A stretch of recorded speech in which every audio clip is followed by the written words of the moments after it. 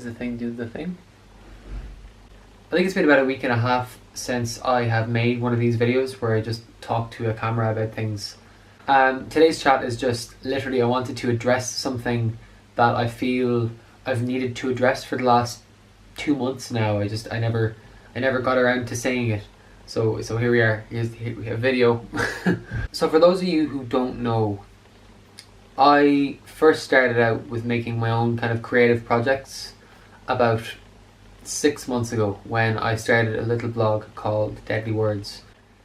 Now that blog came about because I had a ton of the creative energy and time that I wasn't really using, because ever since I started college I have been really busy. I did PR for the French Society for 2 years, which involved me basically designing posters and little leaflets and publicising events and giving shout outs and doing loads of basic graphic designy stuff. And I thought I was a graphic designer for like 2 years. And then I also did a lot of students' union work, and people kept asking me throughout my 2 years on campus, they were like, how do you deal with being so busy all of the time? And the reason that I could do that is because I was so passionate about what I was doing.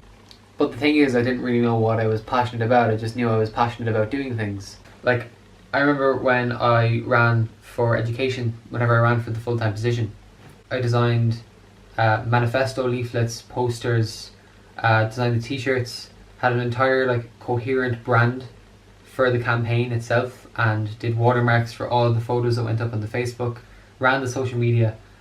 I didn't really realise at the time that that's what I enjoyed most about the whole campaign week. It was the fact that I had a creative outlet there. I had something to make. It was strange not to have an outlet for that anymore when the summer came last year.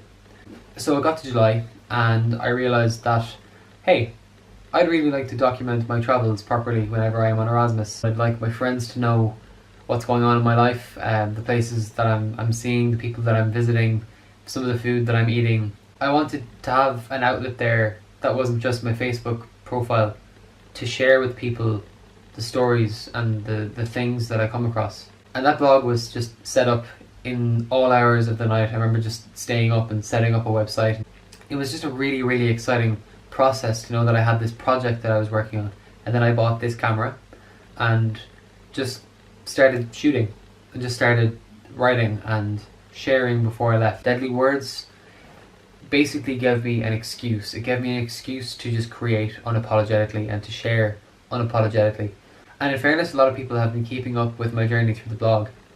But to be honest, it got to a point after a few months of doing it that I realised that Deadly Words as a brand and Deadly Words as a thing wasn't really working for where my creative process was going and is going.